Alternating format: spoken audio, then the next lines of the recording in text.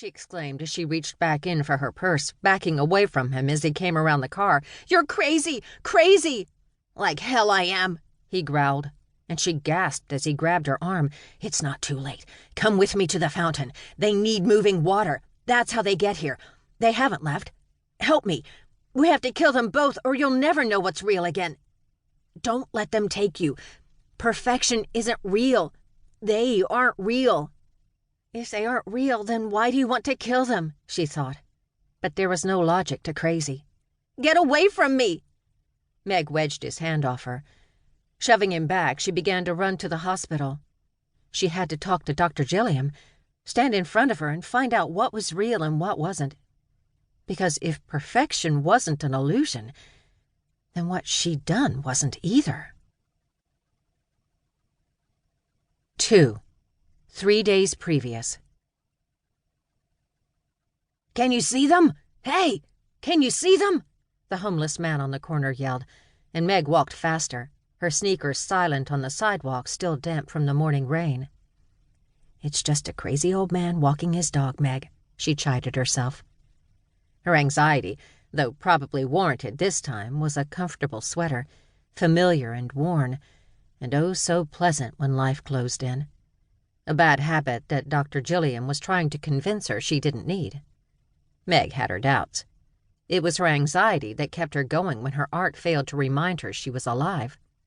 "If you can't see them, it's not too late," the man shouted again, and Meg hunched deeper into her long wool sweater coat. The college town street was busy with lunch-hour traffic. It wound a parched path between ragged sorority houses and low-slung 70s modern off-site apartments, the narrow sidewalk hemmed by sun-starved grass, ancient oaks, and old wisterias slowly strangling the trees that gave them life. Timing the cars, Meg crossed the street, her pace quickening when the man's dog barked at her. "Nasty little ankle-biter," she whispered as she pulled her purse closer, but the tightness in her chest had eased. Dr. Gilliam's office was in the 3-story apartment building just up the street. The new medication that her psychiatrist had given her to try last week had done nothing to alleviate her oft-times crippling anxiety, made worse by Austin's conviction that talking would make it all better. But in all fairness, it had only been a trial dose to see how her body tolerated the experimental drug.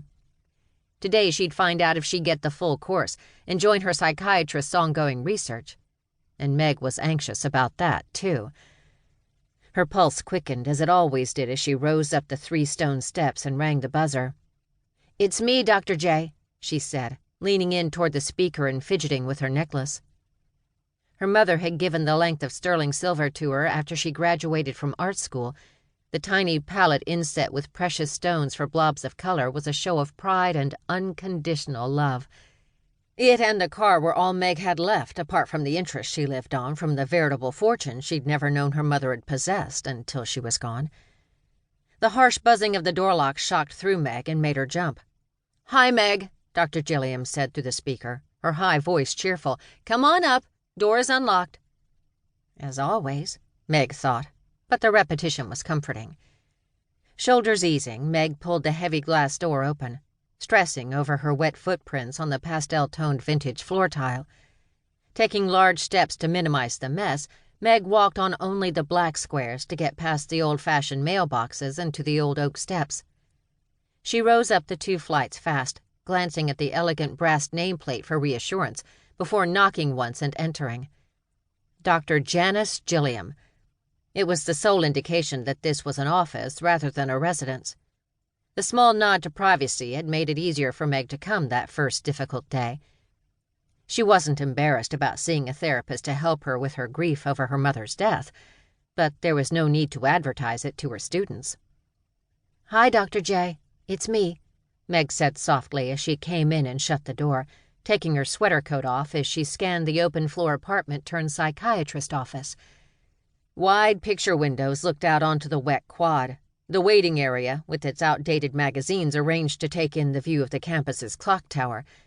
The art building where Meg taught was visible behind the tops of the oak trees, and Meg curled her fingers under her palms when she noticed she still had paint under her fingernails. The small kitchen was dark, the bare counters and shelves holding little more than instant coffee and colorful mugs. The heart of the home